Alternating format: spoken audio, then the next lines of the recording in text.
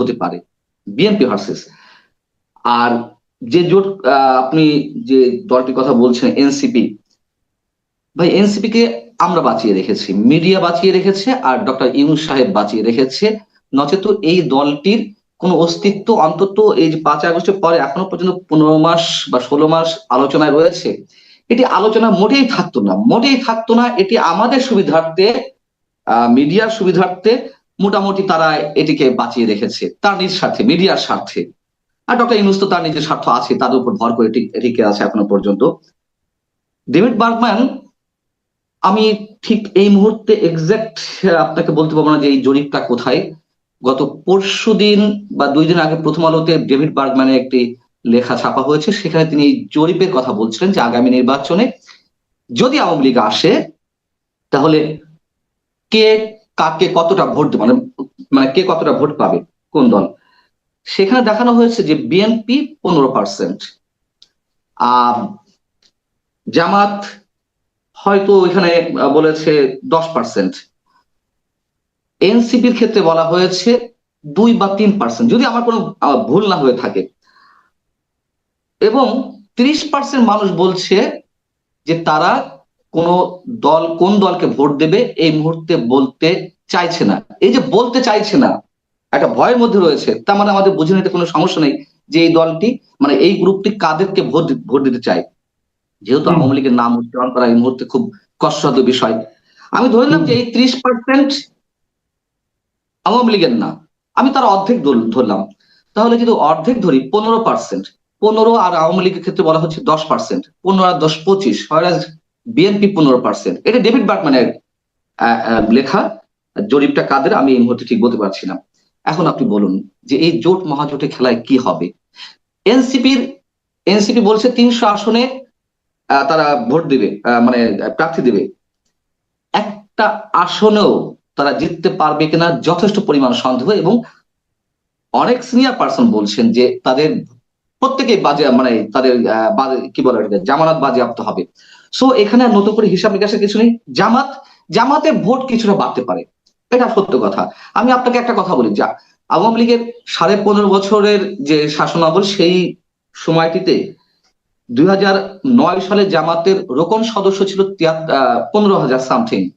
The diplomat একটা পরিসংখ্যান দিয়েছিল 2024 নির্বাচনের আগে, 2023 সেপ্টেম্বরে। তারা এটি আবার নিয়েছিল ডেইলি স্টার থেকে। ডেইলি স্টার আবার কোট করেছিল কয়েকটা গোয়েন্দা সংস্থার খবর থেকে, তথ্য থেকে, যে সেই সময়ে জামাতের রোকন সদস্য বেড়ে দাঁড়িয়েছে 73,000 সামথিং। তখন জামাত তার কার্যক্রম চালিয়ে গেছে। আওয়ামী লীগের মধ্যে একটা মানে একটা কি কি বলে এটাকে, স্বস্তির ভাব ছিল, তারা জামাতের রাজনীতি শেষ করে দিয়েছে, জামাত নেই। জামাতের রাজনীতি অন্য অন্য ধরনের, এটা আমাদেরকে স্বীকার করতে হবে। জামাতের যে 4% ভোট ছিল বা 5%, সেটা বেড়ে এখন 7, 8, 9, 10 সর্বোচ্চ। যদি এই নির্বাচন হয়, আপনি যেহেতু বলেছেন হবে কিনা আমাদের যথেষ্ট পরিমাণ সন্দেহ সংশয় রয়েছে, অবশ্যই সেটি আমি সবসময় বলে আসছি যে ডক্টর ইউনূস সাহেব নির্বাচন দিতে পারবেন কিনা সেটি আমি এখনো বলবো আমার সন্দেহের কথা। আর যদি হয়ে থাকে সেটি কিন্তু মেকানিজমে নির্বাচন হয় কিনা সেটিও আমাদের ভেবে দেখার বিষয়, যে ফ্রি অ্যান্ড ফেয়ার হবে কিনা, আওয়ামী লীগ বিহীন হলেও সেটি ফ্রি অ্যান্ড ফেয়ার হবে কিনা সেটাও বিবেচনা নেওয়া দরকার। আরেকটা জিনিস আমি আপনি দেখছি যে আপনার এই জামায়াতের যিনি আমির আছেন একটা শফিকুর রহমান, তিনি 2 দিন আগে একটা কথা বলেছেন যে যদি গণভোট এবং নির্বাচন একই দিনে হয় তাহলে একটা ভোটের ক্ষেত্রে একটা জেনোসাইড হতে পারে। তো যদি আমি নিজে কনফার্ম না আসলে জেনোসাইডটা উনি কি অর্থে বলেছেন, তো জেনোসাইডকে যদি আমি গণহত্যা ধরি অথবা ব্যাপক সহিংসতা ধরি অথবা ব্যাপক মানে আপনার মানুষের প্রাণহানির ঘটনা অথবা রক্তপাত এগুলি ধরি, এবং উনি যদি জানেন যে গণভোট এবং নির্বাচন একই দিনে হলে জেনোসাইড হবে, তাহলে যদি এরকমই হয় যে যে গণভোট এবং নির্বাচন একই দিনে হলো, তাহলে কি তাহলে সেই জেনোসাইডে ওনারা অংশ নেবেন? আপনার কি মনে হয়? আহ উনি কথাটা মূলত বলেছেন যে নির্বাচনের জেনোসাইড হবে। তার মানে বাংলাদেশের বুক থেকে আমরা গত 15.5 বছর, মানে 2024 5 আগস্ট পর্যন্ত 15.5 বছর হিসাব করি, নির্বাচন তো ছিল না কোথাও, হুম নির্বাচন নির্বাসিত হয়েছিল। উনি নির্বাচনের জেনোসাইড বলতে আবার ওরকম কিছু বুঝিয়েছে যে বিশেষ কোনো শক্তি ক্ষমতায় আসবে আর এই দেশে কোনো নির্বাচন হবে না, এরকম বুঝিয়েছে কিনা আমি জানি না। আর আক্ষরিক অর্থে জেনোসাইড শব্দটা কেন তিনি ইউজ করলেন? আমি নির্বাচনের জেনোসাইড বাদ দিলাম, আমি যদি শুধু মানে সিঙ্গেল জেনোসাইড শব্দটা ধরি, আপনি যেটা বললেন, আর কোনো শব্দ না মাথায় আসেনি, কেন আসেনি? জামাতের সাথে তো জেনোসাইড শব্দটা ওতপ্রোতভাবে জড়িয়ে রয়েছে, হ্যাঁ, একাত্তরের গণহত্যার শব্দটা। তা ওনাদের মাথায়, ওনাদের মননে, ওনাদের চিন্তায়, ওনাদের ভাবনায় কি সবসময় এই জেনোসাইড শব্দটাই রয়েছে? কেন তাকে এই শব্দটা ইউজ করতে হলে? উনি বলতে পারতেন না নির্বাচন বাধাগ্রস্ত হবে, উনি বলতে পারতেন না নির্বাচন নিয়ে শঙ্কা দেখা দেবে, নির্বাচনের ফলাফল বা সুষ্ঠু নির্বাচন ইত্যাদিতে, উনি জেনোসাইড শব্দটা কেন নিয়ে এলেন? এবং অবশ্যই তাদের ভিন্ন ধরনের কোনো পরিকল্পনা রয়েছে, সেটি সত্যি সত্যি মানুষ হত্যার দিক থেকে আমরা যেটি জেনোসাইড বুঝি সেটি বলতে মানে সেটি বলতে চেয়েছেন, নাকি নির্বাচনের জেনোসাইড, আর এই বাংলাদেশে কখনো নির্বাচন হবে না, নির্বাচন আবার নতুন করে নির্বাচন যাবে, সেটি বুঝিয়েছেন? এটি আসলে আমার বোধগম্যতার বাইরে। তবে যেটি বলেছেন অবশ্যই অবশ্যই অবশ্যই খুবই আতঙ্কের এবং আশঙ্কার বিষয়। জামাতের আমির ডাক্তার শফিকুর রহমানকে নিশ্চয়ই আমরা অন্যভাবে জানি, তিনি মোটামুটি জ্ঞান রাখেন, তার পড়াশোনার পরিধি বিস্তর, তিনি একসময় জাসদের রাজনীতির সাথে জড়িত ছিলেন এবং নিঃসন্দেহে তার আরেকটি অনেক সুন্দরভাবে তিনি বিভিন্ন বিষয় মন্তব্য করেন এবং তারই কথাবার্তা অনেকে রিসিভ করেছেন। জামাতের আইডিওলজি যাই হোক না কেন, এমন একজন মানুষ হঠকারিতার সাথে কোনো শব্দ ইউজ করবেন, এটা আমি মনে করি না। তাহলে আসলে জামাতের কি পরিকল্পনা রয়েছে, এটি অবশ্যই অনেক বড় প্রশ্ন।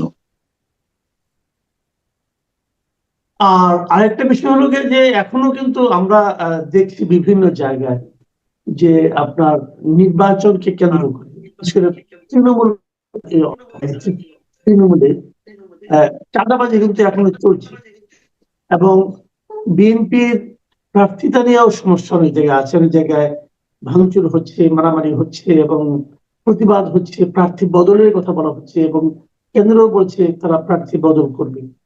আবার বিভিন্ন জায়গায় দেখছি যে বিএনপি যাদেরকে বিভিন্ন সময় এই চাঁদাবাজি অথবা অন্যান্য ঘটনায় বহিষ্কার করেছিল, তাদেরকে আবার দলে ফিরিয়ে আনার একটা পাইকারি হারে ফিরিয়ে আনার একটা হিড়িক শুরু হয়ে গেছে। তো এই সবগুলো মিলিয়ে আপনার কাছে কি মনে হয় যে নির্বাচনের সামনে বিএনপি এখনো তার নিজের দলটাকে গুছিয়ে নিতে পারেনি, বিএনপির মধ্যে এক ধরনের অস্থিরতা বিরাজ করছে? অবশ্যই, নিঃসন্দেহে, এটি তো ব্যাখ্যা করার কোনো প্রয়োজন নেই। বিএনপি নিঃসন্দেহে একটি বড় রাজনৈতিক দল। নর্মাল ওয়েতে যখন 5 বছর পর পর নির্বাচন হয়, সেই নির্বাচনগুলোকে সামনে রেখে বড় রাজনৈতিক দল, বিশেষ করে আওয়ামী লীগ, বিএনপিতে আমরা দেখেছি নানান ধরনের সংকট, গ্রুপিং, লবিং, এবং এই প্রার্থিতা নিয়ে নানান ধরনের বাণিজ্য, আবার প্রার্থিতা পরিবর্তন করা নর্মাল সময় আমরা দেখেছি। আর এখন তো তারা প্রায় মানে 2018 সালে নির্বাচন অংশ নিলেও ক্ষমতায় তো 17 বছর, 17.5 বছর নেই, তাই না? 18 বছর ধরতে পারি আমরা, বা তারও বেশি। তো এই 2007 থেকে ওয়ান ইলেভেন সরকার আসার আগ থেকে এই পর্যন্ত হিসাব করলে প্রায় 18.5 বছর। এই 18.5 বছরে বা 17.5 বছরে বিএনপির যে বঞ্চিত নেতাকর্মী রয়েছে, মনে অনেক ইচ্ছা ছিল এমপি ইলেকশন করবে, নমিনেশন পাবে, মন্ত্রী হবে, এমন মানুষের সংখ্যা তো অনেক বেড়েছে, অনেক বেড়েছে। সো আমার মনে হয় যেই তালিকা তারেক রহমান দিয়েছেন, 50 থেকে 60টি আসন বাদ দিয়ে, সম্ভবত আমার যদি ভুল না হয়ে থাকে, কতটি? 63 বাদ আছে, 63। 63, হ্যাঁ, 60টি বাদ দিয়ে, 63টি বাদ দিয়ে 237টি তিনি ঘোষণা করেছেন। হ্যাঁ, তো এর মধ্যে অনেক পরিবর্তন হবে, এটি চোখ বন্ধ করে বলা যায়।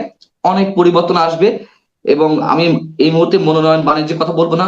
যদি নর্মালি রাজনৈতিক হিসাব নিকাশের কথা বলি, তাদের অগ্রিম যে হিসাব নিকাশ, সেখান থেকে অনেক ধরনের চেঞ্জ আসবে এবং এটি নিয়ে বিএনপির জন্য নির্বাচন অনেক ধরনের সংকটের মুখে পড়তে হবে। স্বতন্ত্র প্রার্থী থাকবে, বিদ্রোহী প্রার্থী থাকবে, এটি খুবই স্বাভাবিক কথা। সেই জায়গা থেকে আমি ছোটখাটো হলেও অনেক ধরনের চ্যালেঞ্জ বিএনপির সামনে দেখছি।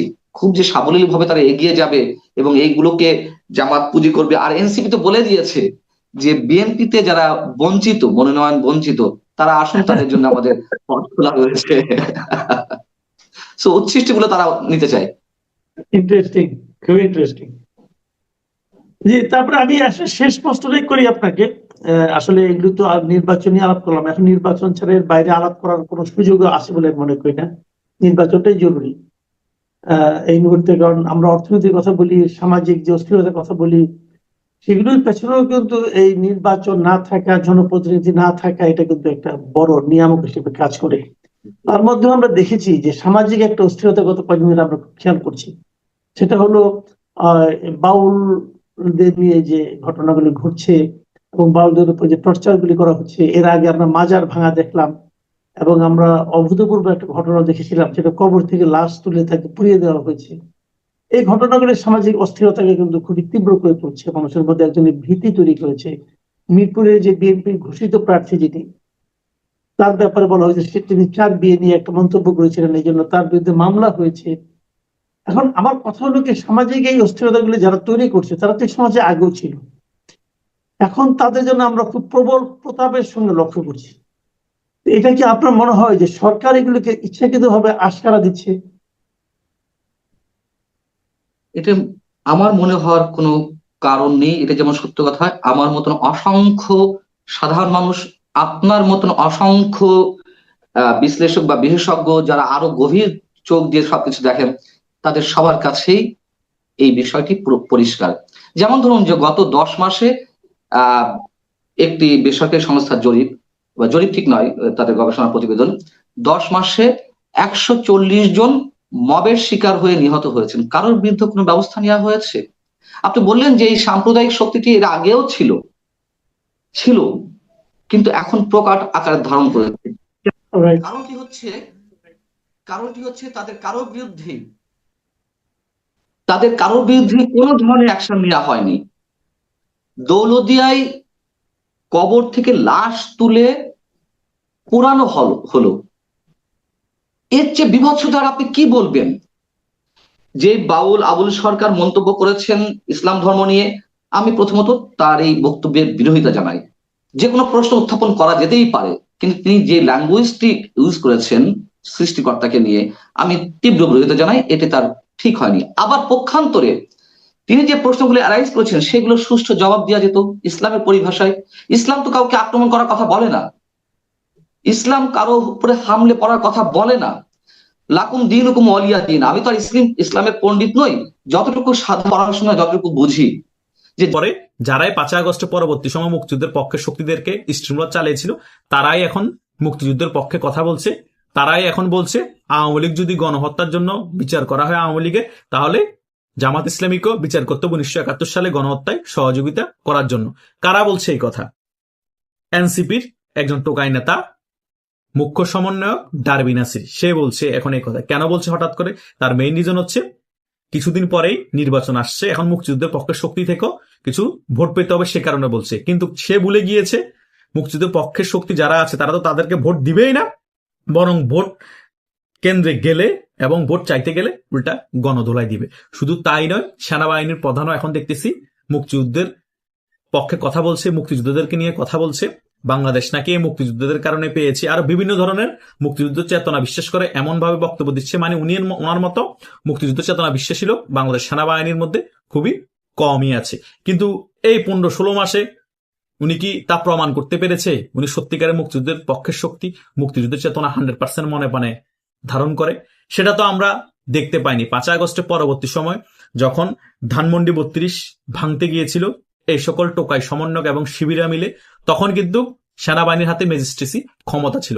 সেনাবাহিনীর প্রধান যদি চাইতেও এক ওয়ার্ডারে সকল কিছু তিনি নিয়ন্ত্রণে নিয়ে আসতে পারত। ধানমন্ডি 32ও ভাঙতে পারত না, এবং যারা ভাঙতে গিয়েছিল সৈনিকদেরকে অর্ডার দিলে 1 ঘন্টার মধ্যে সেটা ক্লিয়ার করে ফেলতে। কিন্তু তিনি ভাঙার জন্য সুযোগ করে দিয়েছে, তারা বুলডোজার নিয়ে গিয়ে সারা রাত ভেঙেছে, কিছু করেনি। যাক, ধরে নিলাম অনেক বেশি অ্যাগ্রেসিভ ছিল, তখন পরিস্থিতি অনুকূলে ছিল না, সে কারণে তিনি কন্ট্রোল করতে পারেন। এর পরবর্তী সময় কি হয়েছে? এর পরবর্তী সময় বাংলাদেশের যত ধরনের মুক্তিযুদ্ধের সিম্বল ছিল, মুক্তিযুদ্ধের যত ধরনের চিহ্ন ছিল, সকল কিছু এই টোকাই সমন্বয়করা এবং এই শিবিররা মিলে ধ্বংস করা শুরু করে দিয়েছিল। তখনও কিন্তু কোনো বিবৃতি দেখিনি, তখনও কিন্তু কোনো ধরনের পদক্ষেপ দেখিনি সেনাবাহিনীর প্রধানের দিক থেকে। তাহলে আমরা কেমনে বুঝবো সেনাবাহিনীর প্রধান মুক্তিযুদ্ধ চেতনায় বিশ্বাস করে, মুক্তিযুদ্ধকে মনে প্রাণে ধারণ করে? আর আরেকটা কথা প্রচলিত আছে, সেনাবাহিনীর প্রধান শেখ হাসিনার নাকি খুব কাছের একজন আত্মীয়, সে কারণে শেখ হাসিনা ওনাকে সেনাবাহিনীর প্রধান করে। ধরে নিলাম সেনাবাহিনীর প্রধান শেখ হাসিনার আত্মীয়র কারণে সেনাবাহিনীর প্রদান করে ওয়াকারুজ্জামানকে, কিন্তু তিনি তো তাহলে মীর জাফর হিসাবে চিহ্নিত হলো। এটা তো সকলের কাছে ক্লিয়ার হয়ে গেল যে আমি কাছের মানুষ বিদে ওকে সেনাবাহিনীর প্রধান বানালাম, বিশ্বস্ত লোক, কিন্তু আমার সাথে মীর জাফরই করে আমেরিকা সিআইএ এর সাথে এবং আইএস এর সাথে আতাত করে আমাকে পতন ঘটিয়ে দিল। একটা জিনিস মাথায় রাখবেন, মীর জাফর যারা আছে তারা যতই শক্তিশালী হোক, যতই ক্ষমতাবান হোক, তাদের যখন পতন হয় পৃথিবীতে মানুষ তাদেরকে মীর জাফর হিসেবে চিনে, বিশ্বাসঘাতক হিসেবে চিনে, তাদেরকে হিরো হিসেবে চিনে না। আর তারা বেঁচে থাকা অবস্থায়ও যদি তাদের পতন হয়ে যায়, তারা অপমান লাঞ্ছিত হয়ে পৃথিবীতে বেঁচে থাকে। আর ওয়াকারুজ্জামান এখন হয়তো সেনাবাহিনীর প্রধান, আগামী নির্বাচনের ফলে যে সরকার আসবে তখনও কিন্তু তিনি যে খুব আরামে থাকবে, শান্তিতে থাকবে, সেটাও না। 100% ওনার মেয়াদ 2027 সালে জুন পর্যন্ত আছে, কিন্তু আগামীতে যে নির্বাচিত সরকার আসবে, নির্বাচিত রাজনৈতিক দলের সরকার আসবে, তারা কিন্তু ওয়াকারুজ্জামানকে রাখবে না। ওয়াকারুজ্জামান বাংলাদেশে তখন থাকতে পারবে না, এটা লিখে রাখেন। ওয়াকারুজ্জামান বিদেশ চলে যেতে হবে। উনি আওয়ামী লীগ আসলো চরম বিপদে এবং বিএনপি আসলো চরম বিপদে থাকবে। কেন বিপদে থাকবে? বিএনপি তখন চিন্তা করবে যে শেখ হাসিনা ওনার এত কাছের মানুষ ছিল, শেখ হাসিনার আত্মীয় ছিল, উনি ওনার স্বার্থের কারণে শেখ হাসিনার সাথে যদি বেমানি করতে পারে, আমাদের সাথে হয়তো বেমানিও করতে পারে। কারণ মীর জাফরদের কোনো চরিত্র নাই, মীর জাফররা সুযোগ সন্ধানী, যে কোনো কারোর সাথে বেমানি করতে তারা দ্বিধা করে না। এই কারণেই ওয়াকারুজ্জামানকে সরিয়ে দিবে এবং ওয়াকারুজ্জামান চরম বিপদও পড়ে যেতে পারে। হয়তোবা ফাঁক ফুকর পেলে ওয়াকারুজ্জামানকে আইনের আওতায় নিয়ে আসতে পারে যদি বিএনপি ক্ষমতায় আসে। এটা অবিশ্বাস হওয়ার কিছু নেই। মঈনুদ্দিন ফখরুদ্দিন নাকি নির্বাচন দিয়ে, পাতানো নির্বাচনের মাধ্যমে শেখ হাসিনাকে ক্ষমতা নিয়ে এসেছে। অনেকেই এগুলো বুঝাতে চাই, সত্য না মিথ্যা ওটা পরের হিসাব। কিন্তু তারপরেও কি মঈনুদ্দিন ফখরুদ্দিন আওয়ামী লীগ ক্ষমতায় আসার পরেও বাংলাদেশে থাকতে পেরেছে? অনেকে আবার বলে আওয়ামী লীগ পেলেও নাকি তাদেরকে মেরে ফেলতো, বাংলাদেশে থাকলে বিএনপি যদি ক্ষমতায় আসতো, বিএনপি পেলেও মেরে ফেলতো। আওয়ামী লীগকে এত ক্ষতি করেছে, বিএনপিকেও এত ক্ষতি করেছে। সেম ওয়াকারুজ্জামানের ক্ষেত্র সেটা প্রযোজ্য। হয়তো অনেকে বলতে পারেন ওয়াকারুজ্জামান তো শুধু আওয়ামী লীগেরই ক্ষতি করেছে, বিএনপির কোনো ক্ষতি করেনি। আরে ভাই, এখন আপনাদের থেকে এমন অনেক কিছুই এখন মনে হচ্ছে যে ওয়াকারুজ্জামান বিএনপির কোনো ক্ষতি করেনি, আওয়ামী লীগেরই ক্ষতি করছে। যখন বিএনপি ক্ষমতায় আসবে তখন বুঝবেন ওয়াকারুজ্জামান কি ক্ষতি করেছে না কি ক্ষতি করে নাই, আর ওয়াকারুজ্জামানের কোথায় ল্যাকিংস আছে, ওয়াকারুজ্জামানকে কিভাবে বিএনপি আটকায়, সকল কিছু তখন বিএনপি নিজেরাই বক্তব্যের মাধ্যমে বলবে। এখন ভাইলে ভাইলে আছে, ওয়াকারুজ্জামানকেও ভাইলে রেখেছে, ডক্টর ইউনূসকেও ভাইলে রেখেছে। জাস্ট নির্বাচনটা হতে দেন, বিএনপি ক্ষমতা আসতে দেন, তারপরে না বিএনপি তাদের আসল রূপ দেখাবে। কারে কোন জায়গায় পাশার মধ্যে তেল লাগিয়ে কতক্ষণ মারতে হবে, কাকে কোন জায়গায় আটকাতে হবে, কাকে ফাঁসির দড়িতে ঝুলাতে হবে, কাকে কতটা মামলা দিতে হবে, কাকে কতক্ষণ দৌড়ানোর উপর রাখতে হবে, এটা 100% বিএনপি মনের ভিতর রেখেই চুপচাপ বসে আছে। বিএনপি শুধু নির্বাচনের অপেক্ষায় আছে।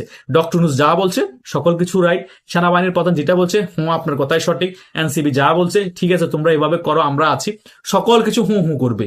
বিএনপি জাস্ট নির্বাচনের ফলাফলের অপেক্ষায় বসে আছে, ফেব্রুয়ারিতে নির্বাচনটা হোক। নেওয়া হয়েছে। এই অভিযোগের জবাবে তিনি দাবি করেছেন যে তিনি আইন অমান্য করেননি বা তার কোনো ভাই বোন, তিনি 5 ভাই বোনের কথাই বলেছেন, যদিও এক বোন টিউলিপ সিদ্দিক তিনি কোনো জমি পান নাই, কিন্তু বাকি যে তারা 4 ভাই বোন, তার খালাতো ভাই বোন সহ তিনি সবার কথা উল্লেখ করে বলেছেন যে তাদের কারো কোনো নিজের কেনা প্লট বা ফ্ল্যাট, কোনো জমি নিজের কেনা নাই এই বাংলাদেশে। কাজে নিজের কেনা কোনো জমি যদি না থাকে, যা তারা পেয়েছেন তারা পৈতৃকভাবে পেয়েছেন, এবং সেই অবস্থায় তারা নিশ্চিতভাবে রাজুকের প্লট কিনতে পারেন। এবং সজীব ওয়াজেদ জয় দাবি করছেন যে তারা তো রাজুকের সব নিয়ম মেনে, কারণ রাজুকের প্লটগুলো কিন্তু বিনামূল্যে দিয়ে দেওয়া হয় না, মানে নানাভাবে এমনভাবে এটা নিয়ে আলাপ হয় যে মনে হয় যে রাজুকের প্লটগুলো সম্ভবত কেউ কাউকে বিনামূল্যে দিয়ে দিচ্ছে। মানে এই বিষয়টা অনেকটা এরকম নয়। ওই যে তারেক রহমান এসে যেই গুলশানের অ্যাভিনিউ এর ওপর 1.5 বিঘার ওপর নির্মিত যে ডুপ্লেক্স বাড়িটিতে এসে উঠবেন বলে বলা হচ্ছে, 196 নম্বর বাড়ি, সেই বাড়িটির মতো কিন্তু রাজুকের প্লট নয়। সেটি 1981 সালে খালেদা জিয়ার নামে সরকার দান করে দিয়েছিল, মানে সরকার বরাদ্দ দিয়ে দিয়েছিল। কাজেই সেক্ষেত্রে কোনো মূল্য পরিশোধ করতে হয় নাই। এবং এখন যে তারেক জিয়ার নামে নামজারি করে দিয়েছে সরকার, সেজন্য তারেক জিয়াকেও কোনো মূল্য পরিশোধ করতে হয় নাই। কিন্তু রাজুকের প্লটের ক্ষেত্রে কিন্তু যার নামে প্লট বরাদ্দ হয় তাকে সরকার নির্ধারিত মূল্যটা পরিশোধ করতে হয়। কাজেই সজীব ওয়াজেদ জয় বলছেন যে আমরা তো নিজস্ব অর্থায়নে সেই মূল্য পরিশোধ করেই জমি কিনেছি। তবে যাই হোক, মানে একজন আরেকজন সম্পর্কে কি বলছেন সেটা বিষয় নয়, বিষয় হচ্ছে যে শেখ পরিবারের সবাইকে এই 60 কাঠা জমির জালে আটকে ফেলা গেছে এবং শেষ পর্যন্ত শেখ পরিবারকে বাংলাদেশের রাজনৈতিক কার্যক্রমে অংশগ্রহণ থেকে বিরত রাখা, বাংলাদেশে ফেরা থেকে বিরত রাখতে এই মামলাগুলো, সেটা বুঝতে আসলে রাজনৈতিক পর্যবেক্ষকদের অসুবিধা হয় না, শেখ পরিবারেরও অসুবিধা হচ্ছে না।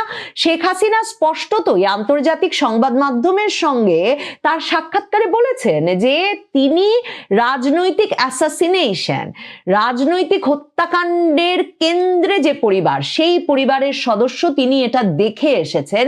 75-এ যে রাজনৈতিক হত্যাকাণ্ড ঘটেছে তারই ধারাবাহিকতায় এখন তাকে তার বিরুদ্ধে এই মানবতা বিরোধী অপরাধের মামলা সহ বিভিন্ন আদালতে বিভিন্ন মামলা চলছে এবং সেই হত্যার যে কেন্দ্রে শেখ পরিবার, রাজনৈতিক হত্যার অ্যাসাসিনেশনের কেন্দ্রে যে শেখ পরিবার, তার কারণই ছিল যে শেখ পরিবারকে রাজনীতি থেকে দূরে সরিয়ে ফেলা। কাজেই ইউনূস সরকারের আমলে এই মামলাগুলোর মাধ্যমে আসলে সেই কাজটি সমাধা হয়েছে বলে এক রকমের তৃপ্তি বা উৎসাহিত বোধ করতেই পারে ইউনূস সরকার, যে এর মাধ্যমে শেখ রেহানার এমনকি ব্রিটিশ এমপি যে কন্যা, তার পক্ষেও আর বাংলাদেশে আসা সম্ভব হবে না যদি না তারা রাজনৈতিক বিজয় অর্জন করে রাজনৈতিক পট পরিবর্তনের মাধ্যমে বাংলাদেশে আসার ব্যবস্থা করেন। কিন্তু এর তাৎপর্য অন্য দিক থেকেও আছে। দেখেন, শেখ হাসিনাকে দীর্ঘ সময় ধরে জিজ্ঞেস করা হতো এবং আওয়ামী লীগের ভেতরে এবং আওয়ামী লীগের রাজনীতির নেতা কর্মী সমর্থকদের মধ্যে এই প্রশ্ন ছিল যে শেখ হাসিনার উত্তরাধিকারকে, শেখ হাসিনার পরিবারে তার বোন, তার পুত্র, কন্যা কিংবা তার বোনের পুত্র, কন্যারা প্রায় বাংলাদেশে নিয়মিত আসতেনই না, কন্যারা একেবারেই বাংলাদেশের সঙ্গে তেমন ভাবে খুবই পারিবারিক সময় কাটাতেন, যে তারা কেউ রাজনীতিতে সক্রিয় হবেন কিনা। এবং বরাবর শেখ রেহানা থেকে শুরু করে সে সজীব ওয়াজেদ জয়, পুতুল, সাইমা ওয়াজেদ পুতুল, এরা প্রত্যেকেই বলে এসেছেন যে তারা আসলে সেভাবে রাজনীতিতে আসতে এখনই প্রস্তুত নন। সজীব ওয়াজেদ জয় তার মার সঙ্গে একেবারে 2008-এর দিন বদলের সনদ ঘোষণা করে ডিজিটাল বাংলাদেশ প্রতিষ্ঠার ঘোষণা দিয়ে যখন শেখ হাসিনা এলেন, তখন থেকেই তার মায়ের ডিজিটাল বাংলাদেশের উপদেষ্টা হিসেবে, ডিজিটাল বাংলাদেশ গড়ে তোলার উপদেষ্টা হিসেবে কাজ করছিলেন। তার রংপুরে আওয়ামী লীগের সদস্য পদও আছে, কিন্তু বারবার আওয়ামী লীগের নেতাকর্মীদের দাবি ছিল যে মেয়ে সাইমা ওয়াজেদ পুতুলও কেন সদস্য পদ নিচ্ছেন না, কেন রাদওয়ান মুজিব সিদ্দিক, শেখ রেহানার ছেলে, তিনি সদস্য পদ নেন না। কিন্তু তারা প্রত্যেকে তাদের পেশাগত জীবন নিয়ে ব্যস্ত থাকায় শেখ হাসিনা 2023-এও আমি দেখছিলাম যে তিনি এক মন্তব্যে বলেছেন যে আমরা ছেলেমেয়েদের পড়ালেখা শিখিয়েছি, তারা যেভাবে যে কাজ করতে চায় তাতেই আমরা খুশি, রাজনীতিতে আসতে চায় কিনা সেটা শেষ পর্যন্ত তাদের সিদ্ধান্ত এবং দলের সিদ্ধান্ত। এবং তিনি বারবারই বলেছেন যে তার পুত্র ভীষণ ঘনিষ্ঠভাবে বাংলাদেশের ডিজিটাল পথ পরিক্রমাটা তৈরিতে তার প্রধান উপদেষ্টা হিসেবে কাজ করেছেন। কিন্তু সেক্ষেত্রেও সজীব ওয়াজেদ জয় রাজনীতিতে সক্রিয় হবেন কিনা, প্রত্যক্ষ রাজনীতিতে আসবেন কিনা, এই বিষয়টা কখনো জানা যায় নাই। কিন্তু আগস্টের পর থেকে সজীব ওয়াজেদ জয় যেমন ভাবে অ্যাক্টিভ হয়ে উঠেছেন, সক্রিয় হয়ে উঠেছেন, সকল সংবাদ মাধ্যমে সাক্ষাৎকার দিচ্ছেন, শুধু তাই নয়, তিনি দলীয় নেতাকর্মীদের সঙ্গে সংযোগ বৃদ্ধি করেছেন, সংযোগ রাখছেন নিয়মিতভাবে। এবং সর্বশেষ কমনওয়েলথ মহাসচিব যখন বাংলাদেশ সফর করলেন, শার্লি বচওয়ে, তিনি রাজনৈতিক দলের নেতৃবৃন্দের সঙ্গে যখন বৈঠক করলেন এবং অনলাইনে খালেদা জিয়ার পার্থক্য বা রওশন এরশাদের পার্থক্য হলো যে রওশন এরশাদের দলের লোকজন তাকে ম্যাডাম হিসেবে ডাকেন, আর একটু বাড়িয়ে ফার্স্ট লেডি হিসেবে ডাকেন। বেগম জিয়াকে ম্যাডাম হিসেবে সম্বোধন করেন এবং অনেকে স্যার ডাকেন। তারেক রহমান সাহেবকে অনেকে স্যার ডাকেন এখন, এটা হলো বাস্তবতা। অন্যদিকে আওয়ামী লীগের একেবারে সেই তৃণমূলের গ্রামের যে চৌকিদার আওয়ামী লীগ করে, সেও শেখ হাসিনাকে আপা ডাকেন, আর ওবায়দুল কাদের সাহেব তিনিও আপা ডাকেন, আর নরেন্দ্র মোদী সাহেব তিনিও তাকে আপা বা বহিনজি বলে ডাকেন। এই জন্য আপা বলতে আসলে বাংলাদেশের রাজনীতিতে শেখ হাসিনাকে বোঝানো হয়। তো এই যে গত বছর 24শে আগস্টের পর মানে 24 আগস্ট না, গত বছর মানে 2024 সনের আগস্ট মাসের 5 তারিখের পর শেখ হাসিনাকে নিয়ে নানা রকম ট্রল করা হচ্ছে। আবার আওয়ামী লীগের যারা লোকজন রয়েছেন তারা শেখ হাসিনাকে সামনে রেখে নানা রকম ভয় ভীতি আতঙ্ক তাদের প্রতিপক্ষকে দেখাচ্ছেন। আর এই অর্থে শেখ হাসিনা তিনি নিজেও কিন্তু একেবারে চুপচাপ বসে নেই। তিনি তার ঝাঁঝালো বাক্য দ্বারা, বক্তব্য দ্বারা তিনি বোঝানোর চেষ্টা করছেন যে এখনো তিনি ডক্টর মোহাম্মদ ইউনূসের চাইতে যথেষ্ট শক্তিশালী। তিনি বোঝাতে চাচ্ছেন যে তার 15 বছরে 3টি নির্বাচন হয়েছে, এই 3টি নির্বাচনে যে যাই বলুক না কেন, কিন্তু দেশ তিনি মাশাআল্লাহ ভালো চালিয়েছেন। নির্বাচন অবৈধ হয়েছে, রাতের ভোট হয়েছে, বিনা প্রতিদ্বন্দ্বিতার ভোট হয়েছে, হাঙ্কি পাঙ্কি হয়েছে, ইত্যাদি নানা রকম। কিন্তু বাস্তবতা হলো যে শেখ হাসিনা এবং তার লোকজন মনে করেন যে দেশে তারা যে শাসন প্রতিষ্ঠা করেছেন, আইনের শাসন, মানুষের জানমালের নিরাপত্তা, মানুষের ব্যবসা বাণিজ্য করার স্বাধীনতা এবং মানুষের যে অর্থনৈতিক জীবনের যে গতিশীলতা, মানুষের মনে সোশ্যাল সিকিউরিটি, রাষ্ট্রের প্রতি বিশ্বাস, আস্থা এবং যারা প্রশাসন যন্ত্রে রয়েছেন তাদের সবাইকে সাধারণ জনগণ যেভাবে সমীহ করা দরকার, ভয় পাওয়া দরকার, ইজ্জত করা দরকার, ঠিক সেইভাবেই তারা ইজ্জত করত। এখন যেভাবে রাষ্ট্রের যে কোনো লোকেরই এখন সাহস বেড়ে গেছে, তারা কে আইজি, কে সেনাপ্রধান, কে সেক্রেটারি, কে উপদেষ্টা, কে প্রধান উপদেষ্টা, এটা কোনো বিষয় নয়। তারা যে কোনো মানুষের বিরুদ্ধে মব করতে পারে, যে কোনো মানুষকে গালাগাল করতে পারে, যে কোনো মানুষকে বেইজ্জতি করতে পারে। এটি একেবারে যাকে বলা হয় যে আপাত দৃষ্টিতে মনে হবে যেন মগের মুল্লুক বা মবের মুল্লুক, কিন্তু একটি রাষ্ট্র ব্যবস্থার জন্য এটা ভয়াবহ অর্শনের সংকেত। রাষ্ট্রের কিছু কিছু বিষয় থাকে যে বিষয়গুলোতে মর্যাদা রাখতে হয়, সম্ভ্রম রাখতে হয় এবং মানসম্মান রেখে কথা বলতে হয়।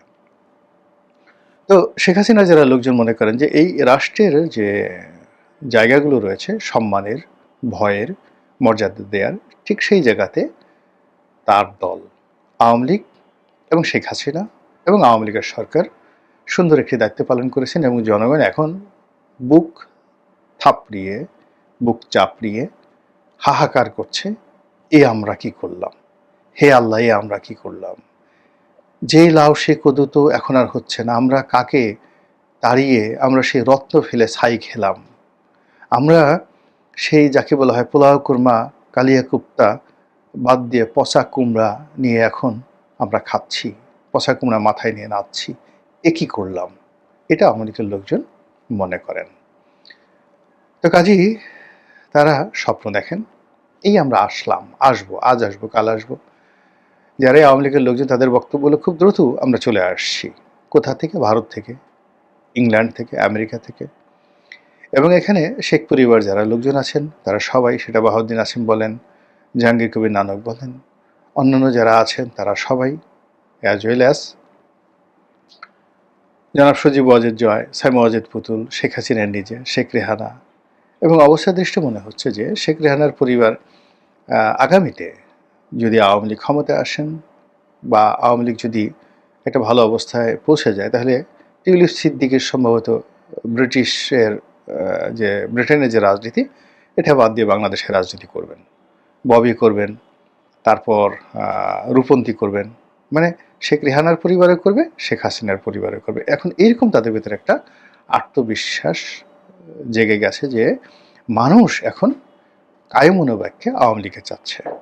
এই গেল তাদের কথা। আমি কিন্তু এই সকল কোনো কথা আমার ব্যক্তিগত অভিমত না, আমি শুধু বর্ণনা করছি, বিশ্লেষণ করছি। অন্যদিকে যারা আওয়ামী লীগের বিরুদ্ধ পক্ষ, তারা সবাই বিশ্বাস করে যে এই বাংলাদেশে আওয়ামী লীগের নাম নেওয়ার মতো কোনো মানুষ এখন আর নেই। একটা ভাইব তোলার চেষ্টা করা হচ্ছে, কিন্তু মনে প্রাণে আওয়ামী লীগকে সবাই ঘৃণা করে। আর শেখ হাসিনা আসলে হয়তো শয্যাশায়ী, অসুস্থ, তার ক্যান্সার হয়েছে, সে বেশি দিন বাঁচবে না। এবং শেখ হাসিনা যখন ক্ষমতায় ছিলেন তখনও তাকে নিয়ে এরকম নানা রকম প্রচার হতো যে তিনি একেবারে থার্ড স্টেজে আছেন, এখন বিছানায় শুয়ে আছেন, ইংল্যান্ডে বসে, আমেরিকায় বসে থেরাপি নিচ্ছেন, হয়তো বাঁচবে না, বাংলাদেশে তার লাশ আসবে। এই ব্যর্থতা মানে আন্দোলনকারী যারা আছেন তারা কোনো কিছু না পেরে এরকম শেখ হাসিনার ক্যান্সার হয়েছে, তিনি মরে গেছেন, মরে যাবেন, তিনি আর আসবেন না, এরকম বহু ঘটনা আমরা ওনার ইংল্যান্ড সফর, ফিনল্যান্ড সফর, ওনার ক্ষমতাকালীন সময়ে যখন আমেরিকা সফরে গেছেন, আমরা এরকম গল্পগুজব বানিয়ে মনের আনন্দে বগল বাজিয়েছি। তারপর যখন দেখতে পেলাম যে শেখ হাসিনা ফিরে আসছে, এয়ারপোর্টে এসে সে আগের চাইতে আরও শক্তিশালী ভাবসাব দেখাচ্ছে, হাত দুটোকে মুষ্টিবদ্ধ করে প্রতিপক্ষকে হুমকি দিচ্ছে, ধামকি দিচ্ছে, এরপর সংবাদ সম্মেলন করে সাংবাদিকদেরকে নিয়ে চিরাচরিত তার যে অভ্যাস, সে অভ্যাস অনুযায়ী ঠাট্টা মস্কারা করছেন ইত্যাদি। তখন শেখ হাসিনা যারা বিরোধী তাদের যে কি কষ্ট, অনেকে হয়তো মনে হতো যে এর চেয়ে মরে যাওয়া ভালো, আল্লাহ এত মানুষের মৃত্যু দেয়, আমার কেন মৃত্যু দেয় না। তারপরে অনেকে হয়তো আত্মহত্যা করতে চাইতো, কিন্তু গলায় দড়ি দিয়ে মরা, বিষ খাওয়ায় খুব কঠিন একটা বিষয়। সহজে মানে আত্মহত্যা করা কিন্তু খুব সাহসের একটা বিষয়, যেন তেন মানুষ কিন্তু আত্মহত্যা করতে পারে না। আপনি চিন্তা করেন তো যে 20 তলা একটা বিল্ডিং থেকে লাফ দিবেন, এই কথা মনে করে আপনি 20 তলার উপরে উঠেন এবং নিচের দিকে তাকান, দেখবেন বেশিরভাগ ক্ষেত্রে আপনি সেন্সলেস হয়ে পড়ে গেছেন। অথবা একটা গাছের মানে উপরে উঠে আপনি লাফ দিবেন, আপনি গাছে উঠতে পারবেন না ভয়ের চোটে, হাত পা থর থর করে কাঁপবে। আপনি বন জঙ্গলে মনে করেন যে সাপ আপনাকে একটা কামড় দিলে আপনি মরে যাবেন, তো একটা সাপ যদি আপনার সামনে এনে ছেড়ে দেওয়া হয়, আপনি কাপড় খুলে দৌড় দিবেন, ওরে বাবা গো, ওরে মা গো, আমি বাঁচতে চাই। তো সেখানে যারা আত্মহত্যা করতে চায়, সে আত্মহত্যা করার যদি সাহস থাকতো বা থাকে কারো, তাহলে তার পক্ষে আসলে শেখ হাসিনার বিরুদ্ধে আন্দোলন করা, স্বৈরাচারের বিরুদ্ধে আন্দোলন করা, এটা কোনো সমস্যাই নয়। আত্মহত্যা অনেক কঠিন একটা বিষয়, এটা সবাই পারে না, সবাই শুধু বাঁচতে চায়। তো সেই অর্থে যারা শেখ হাসিনার বিরুদ্ধে আন্দোলন করতে ব্যর্থ হয়েছে